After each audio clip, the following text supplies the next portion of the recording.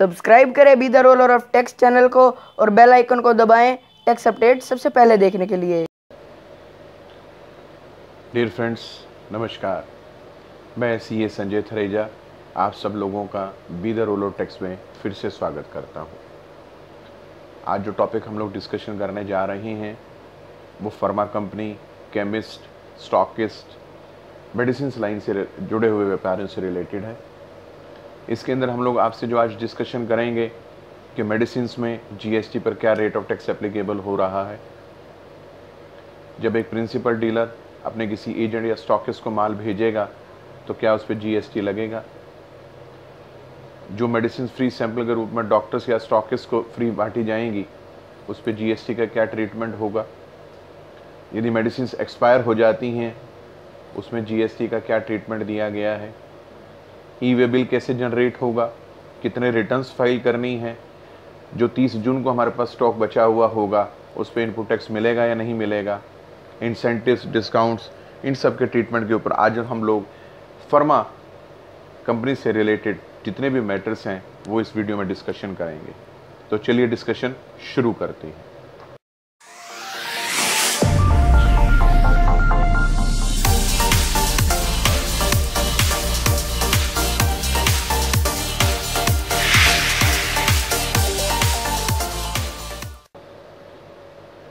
सबसे पहले बात करते हैं कि मेडिसिन पर जीएसटी में क्या रेट एप्लीकेबल होगा।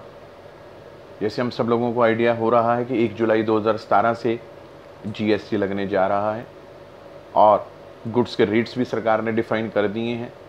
मेडिसिन के ऊपर सरकार ने 5% टैक्स फाइनल किया है और यदि आप ह्यूमन ब्लड या उसके कंपोनेंट्स या कॉन्ट्रासेप्टिव्स मेथड्स में डील कर रहे हैं तो वो 0 रेट की कैटेगरी में डाला गया है। इसके अलावा यदि आप बैंडेज, गॉज या आयुर्वेदिक मेडिसिन में डील कर रहे हैं तो वहाँ रेट ऑफ टैक्स 12% रखा गया है। एज कंपेरिजन टू हम लोग अगर बात करते हैं वैट से या किसी और स्टेट एक्ट से तो मेडिसिन के ऊपर ज़्यादा ड्रास्टिक चेंज नहीं आया। मेडिसिन के ऊपर जो रेट था वही रेट रखा गया है। मुझे नहीं लगता कि मेडिसिन के रेट्स के अंदर कोई जीएसटी लगने के बाद कोई ड्रास्टिक या कोई प्लस माइनस चेंजेस आएंगे।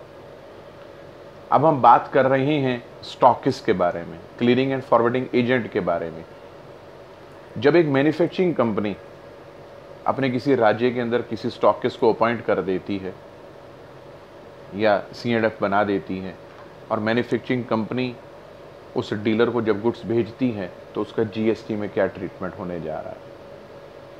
अगर हम बात करते हैं हरियाणा में जो वैट एक्ट के हिसाब से हम बात कर रहे थे तो जब एक प्रिंसिपल डीलर अपने किसी स्टॉकिस्ट को या अपनी ब्रांच को या किसी एजेंट को गुड्स डिलीवर करता था तो अगेंस्ट एफओ वो गुड्स डिलीवर होती थी और उसके ऊपर कोई भी टैक्सेस चार्ज नहीं होते थे। बट जीएसटी ने प्रिंसिपल और एजेंट और प्रिंसिपल को शेड्यूल 1.3 के हिसाब से रिलेटेड पर्सन की डेफिनेशन में कवर किया है। रिलेटेड पर्सन की डेफिनेशन में अगर आपके बीच में कंसिडरेशन एक्सचेंज हो रहा है मॉनेटरी रूप में या नहीं हो रहा, इस बात को इंपॉर्टेंस नहीं दी गई है। अगर आप रिलेटेड पर्सन हो तो जीएसटी आप पे चार्ज होगा। दूसरे शब्दों में बात करते हैं कि शेड्यूल 1.3 ये कह रहा है कि प्रिंसिपल और stockist, agent, clearing and forwarding agent related person है और जब गुड्स ट्रांसफर होंगी from one point two other point GST charge होगा। अब मैन्युफैक्चरिंग कंपनी ने स्टॉकिस्ट को माल भेजा तो वो जीएसटी चार्ज करेगा और जब वो जीएसटी चार्ज करेगा तो अपने रिटर्न में शो करेंगे और रिटर्न में जो भी टैक्स लायबिलिटी बनेगी वो टैक्स लायबिलिटी को वो पे करेंगे। और जब स्टॉकिस्ट कोई माल रिसीव करेगा ऑन बिहाफ ऑफ प्रिंसिपल तो वो उस पर जो टैक्स पे करके आ रहा है उसको अपने रिटर्न्स के अंदर इनपुट टैक्स के रूप में उसका वो एडवांटेज लेगा। कंसिडरेशन एक्सचेंज नहीं हो रहा है, ये सेकेंडरी मैटर हो जाएगा। प्राइमरी मेथड क्या रहेगा कि दोनों डिस्टिंक्ट पर्सन की डेफिनेशन में कवर हो रहे हैं, दोनों को डिफरेंट पर्सन माना गया है और टैक्स लायबिलिटी आ रही है। जब टैक्स लायबिलिटी आ रही है तो जब रेट में फ्लक्चुएशन आएगा, क्वांटिटी में प्लस माइनस होगा तो वही डेबिट और क्रेडिट नोट आपको इशू करने पड़ेंगे। क्योंकि ऑलरेडी अगर स्टॉकिस्ट ने गुड्स कोई परचेज करी हैं डीलर से, अपनी प्रिंसिपल डीलर से, तो उसको उसने अपने रिटर्न में शो किया है और उसका जो इनपुट टैक्स जो ऑलरेडी टैक्स वो पे करके आए हैं उस पर जो टैक्स बना उसने उसको अपने रिटर्न्स में शो करके उसका एडवांटेज वो ऑलरेडी आउटपुट टैक्स से घटा कर ले चुका है।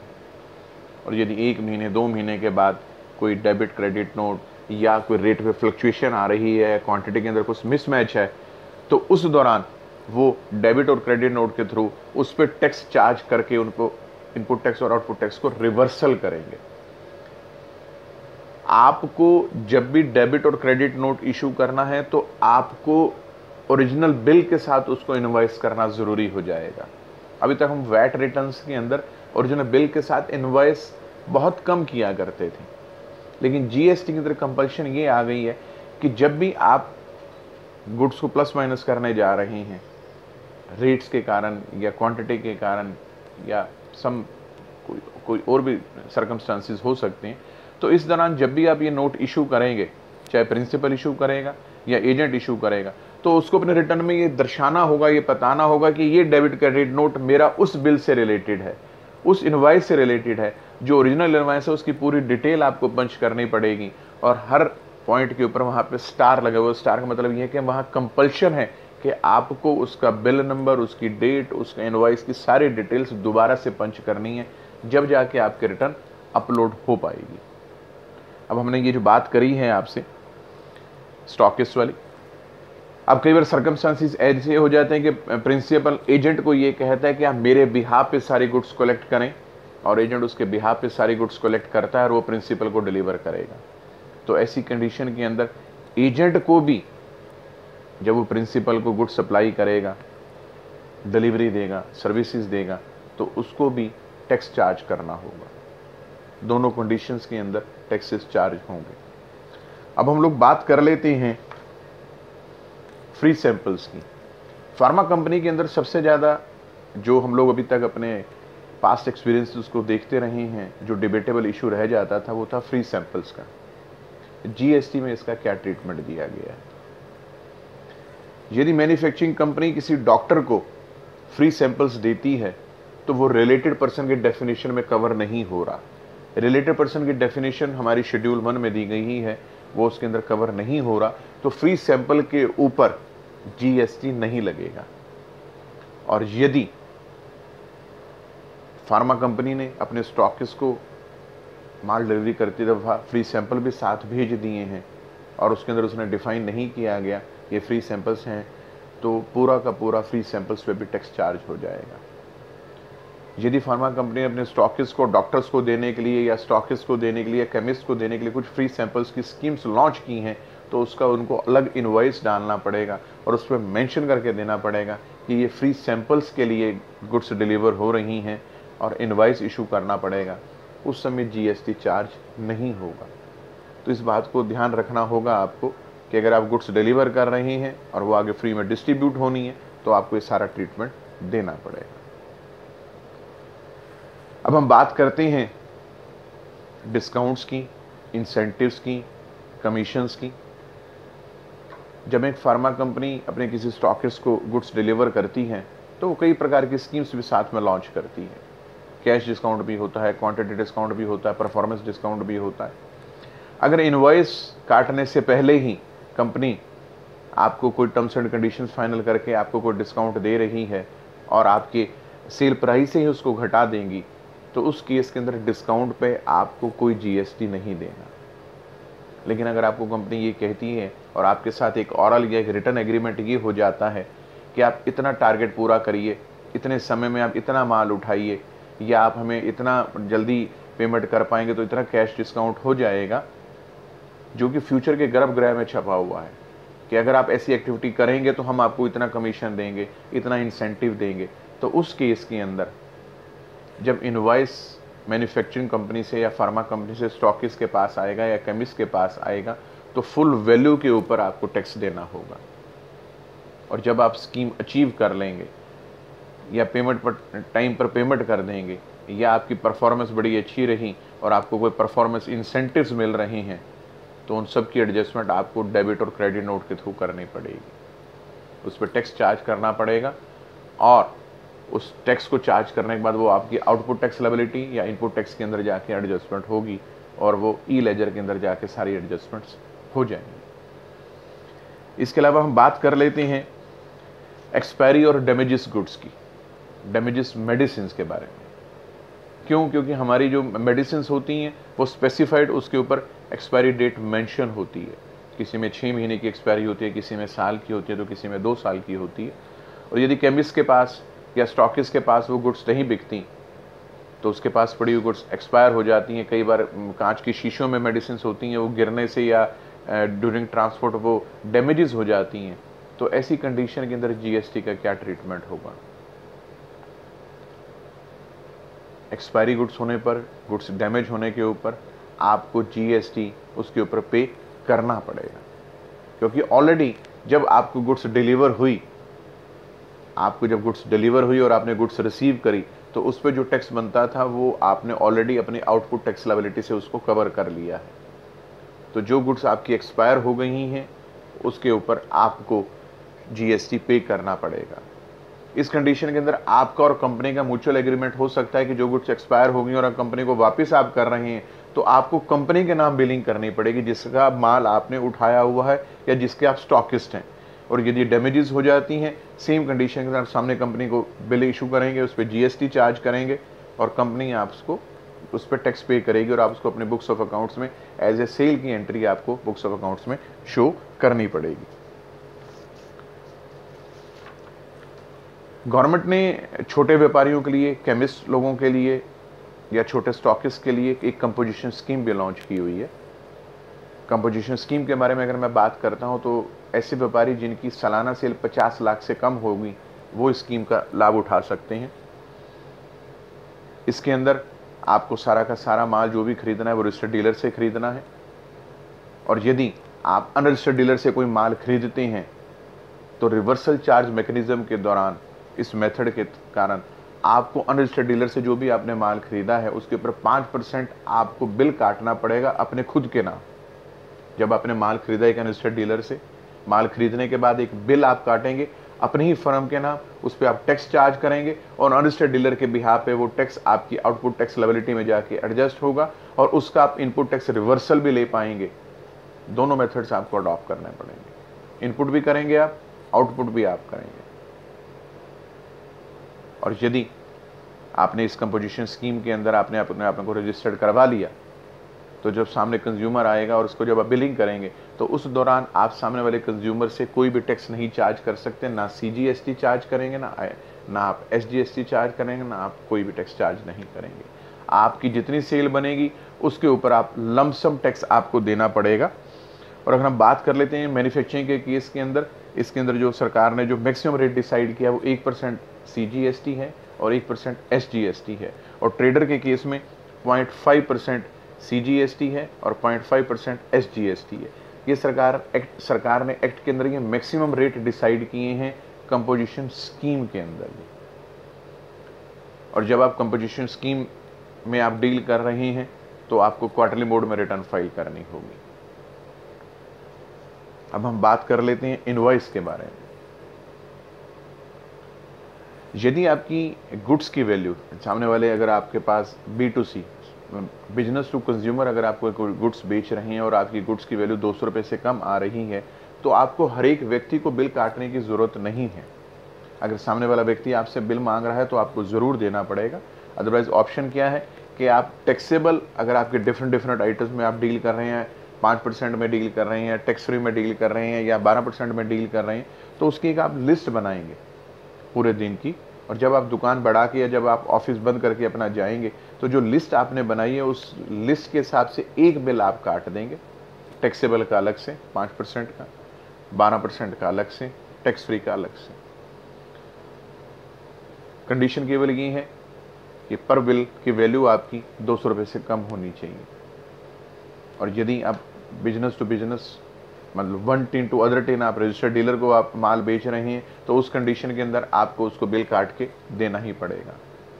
बिल आप कंप्यूटराइज भी रख सकते हैं, बिल आप मैनुअल भी रख सकते हैं। ये स्ट्रीट आपकी ऑप्शन है, डिपार्टमेंट की तरफ से इसमें कोई रिस्ट्रिक्शंस नहीं है, सब आपके ऊपर डिपेंड कर रहा है। जब आप कोई भी बिल बुक छपवाएंगे उसमें आपको अपनी फर्म का नाम, अपना GST टिन नंबर, अपना address, serial number, date, invoice number, ये सारे पर्टिकुलर्स आपको मेंशन करके देने पड़ेंगे। और जब आप सामने वाले को बिल काट के देंगे तो उसका नाम, उसका एड्रेस, उसका GST TIN number, date, place of delivery, यहाँ पे ये चीज़ ज़रूर आपको ध्यान रखनी पड़ेगी, क्योंकि जो हम लोग लॉ के बारे में बात कर रहे हैं, तो जो जीएसटी है वो प्लेस ऑफ सप्लाई और टाइम ऑफ डिलीवरी के ऊपर, time of supply of goods और डिलीवरी के ऊपर काफ़ी ज़्यादा डिपेंड कर रहा है। तो हमें बिल काटती दफ़ा हर चीज़ मेंशन करके देखनी पड़ेगी कि हम लोग जो गुड्स की डिलीवरी दे रहे हैं उसका प्लेस क्या है, आपको वो डिफाइन करके देना पड़ेगा। उसका एड्रेस भी मेंशन करेंगे और प्लेस ऑफ डिलीवरी भी आप मेंशन करेंगे। और यदि आपने ट्रांसपोर्टर के थ्रू आप माल भेज रहे हैं तो आपको वो डिटेल्स भी उसके अंदर मेंशन करके देनी पड़ेंगी। यहाँ पर मैं बात कर लेता हूँ ई वे बिल के बारे में भी। यदि एक मैन्युफैक्चरिंग कंपनी अपने स्टॉकिस्ट को कोई माल भेज रही है और माल की वैल्यू 50,000 या उससे ज़्यादा बनती है, तो इनको इलेक्ट्रॉनिक वे बिल भी जनरेट करना पड़ेगा, जिसको हम लोगों ने ई वे बिल का नाम दिया है। आपने बिल काटा और बिल के अंदर जो टोटल वैल्यू बनी है वो 50,000 से ज़्यादा बनी है, तो आपको जीएसटी नेटवर्क पर जाकर, कंप्यूटराइज सारा सिस्टम है, आपने वहाँ जाकर अपने बिल की सारी डिटेल पंच करनी है। डिटेल आपकी जो है, बिल आपका कंप्यूटराइज भी है, मैनुअल भी है, इसमें कोई प्रॉब्लम नहीं। लेकिन आपको जो ई वे बिल जनरेट करना है वो कंप्यूटराइज होगा, उसमें आपको सारी डिटेल्स पंच करनी है। बिल का नाम, बिल का सीरियल नंबर, उसकी डेट, आपके सामने वाले डीलर का नाम, उसका एड्रेस, अगर आप ट्रांसपोर्टर के थ्रू भेज रहे हैं गाड़ी का नाम, कहाँ भेज रहे हैं, क्या डिटेल्स हैं, वो सारी की सारी आपको पंच करनी पड़ेंगी। ई वे बिल जनरेट होगा, उसकी 3 कॉपीज बनेंगी, वो आपको एक अपने रिकॉर्ड में रखनी है और एक सामने वाले सेलर के पास जाएगी और एक ट्रांसपोर्टर के पास जाएगी। इसके अलावा जब आपने ई वे बिल जनरेट कर लिया तो यहाँ पे एक चीज़ मैं आपको और क्लियर कर देता हूँ, अगर आपकी गाड़ी रास्ते में ख़राब हो जाती है और आपकी गाड़ी से माल उतर के दूसरी गाड़ी में जब शिफ्ट किया जाएगा तो वहाँ पे भी आपको एक नया ई वे बिल जनरेट करना होगा।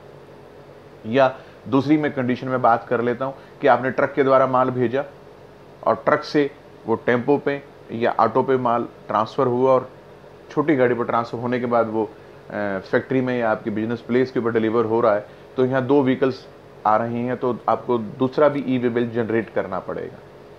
जितनी बार गाड़ी बदली जाएगी उतनी बार आपको बिल जनरेट करने होंगे और उसकी डिटेल्स पंच करनी होंगी। बिल की 3 कॉपियाँ बनवानी पड़ेंगी, एक आप ट्रांसपोर्टर को देंगे, एक अपने रिकॉर्ड में रखेंगे और एक सेलर को आप देंगे। इसके अलावा हम लोग बात कर लेते हैं रिटर्न्स की। आपको महीने में 3 रिटर्न्स फाइल करनी है। एक, जैसे ही आपका मंथ क्लोज होगा, नेक्स्ट मंथ की 10 तारीख तक आपको जो आउटपुट आपने जितनी भी सेल की है, आउटपुट रिटर्न जिसको हमने कहा है, उसके आप डिटेल्स मेंशन करेंगे। और जब मंथ क्लोज हुआ उसके अगले 15 दिनों तक आपको, 15वें दिन तक, मैक्सिमम 15 डेज तक के अंदर अंदर आपको एक रिटर्न और फाइल करनी है। वो इनपुट्स की डिटेल आ जाएगी कि आपने माल जो खरीदा है किस किस से खरीदा है, आपकी सारी डिटेल्स, आपकी लेजर्स की डिटेल्स, सब कुछ ऑनलाइन आप व्यू करके देख सकेंगे। अगर आपने किसी को माल बेचा है तो वो आपकी आउटपुट टैक्स लायबिलिटी आपकी ई वे लेजर में आ जाएगी। और यदि आपने किसी से माल खरीदा है तो जो भी आपका टैक्स क्रेडिट बनता है वो आपके लेजर में उसको ऑनलाइन आप देख सकेंगे। और 20 तारीख को आपको कंसोलिडेटेड परचेज और सेल की एक रिटर्न फाइल करनी पड़ेगी। बीच में जो डेज का गैप दिया गया है वो इसलिए दिया गया है कि अगर कहीं कोई बिल के अंदर प्रॉब्लम आ रही है, आपने एक बिल शो कर दिया, सामने वाले ने नहीं शो किया, या सामने वाले ने आपको माल बेचा और आपको दिखाने से रह गया, या क्वांटिटी में कोई डिफरेंसेस आ रही हैं, तो आप उसको अकाउंटेंट्स के थ्रू, सीएस के थ्रू या प्रोफेशनल लोगों के थ्रू अपने रिटर्न्स को चेंज कर सकेंगे और अपने रिटर्न्स को ठीक ढंग से आप फाइल कर सकेंगे। एक बार जो आप रिटर्न फाइल कर देंगे आप उसको रिवाइज नहीं कर सकते, इस बात का ज़रूर ध्यान रख के चलिएगा, क्योंकि इसमें मेन चीज़ यही आ रही है कि रिटर्न एक बार जो फाइल हो जाएगी उसके बाद उसको हम दोबारा नहीं चेंज कर सकेंगे। असली अब जो क्वेश्चन आ जाता है वो ये आ जाता है कि अब हमारे स्टॉक का क्या होगा। क्या हम स्टॉक के ऊपर जो ऑलरेडी टैक्स देकर आए हैं उसका हमें कोई एडवांटेज मिलेगा? जो 30 जून को हमारे पास स्टॉक हमारी बुक्स में रह जाएगा। फ्रेंड्स, जो स्टॉक आपके पास 30 जून को पड़ा है और जो टैक्स आपकी बुक्स ऑफ अकाउंट्स में शो कर रहा है, या जो आप एक क्वार्टर पूरा होने के बाद 30 जून को जो आपका क्वार्टर होगा और उसकी आप जो रिटर्न फाइल करेंगे 31 जुलाई तक हरियाणा वैट के अंदर, तो जो भी आपका टैक्स क्रेडिट होगा वो आपको जीएसटी में ट्रांसफ़र हो जाएगा। आपको पूरा का पूरा टैक्स मिलेगा। आपको अपने रिटर्न्स फाइल करनी है। केवल आपको 2-3 बातों का ध्यान रखना है। वो बातें आपकी ये आ रही हैं कि जो आपके पास गुड्स पड़ी हैं वो 1 साल पुरानी ना, 1 साल से ज़्यादा पुरानी ना हो। दूसरी चीज़, आपके पास सारे इनवॉइसेस की डिटेल होनी चाहिए और आपके रिटर्न सारी अप टू डेट होनी चाहिए। इनपुट क्रेडिट लेने के लिए अगर आपने 6 महीने पुरानी अगर कोई रिटर्न्स नहीं फाइल करी, अपनी टैक्स लायबिलिटी नहीं क्लियर करी, तो इनपुट टैक्स का आप एडवांटेज नहीं ले पाएंगे जो आपकी बुक्स ऑफ अकाउंट्स में शो कर रहा है।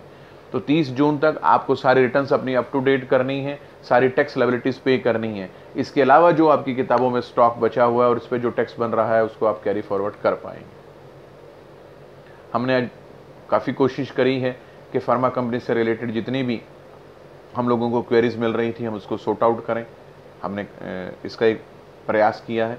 इसके अलावा जो भी आप लोगों की क्वेरीज आ रही हैं आप हमें बताएं, हम लोग कोशिश करेंगे आप उसको हमारे कमेंट बॉक्स में डालें कि हम साथ के साथ उसको दूर करें।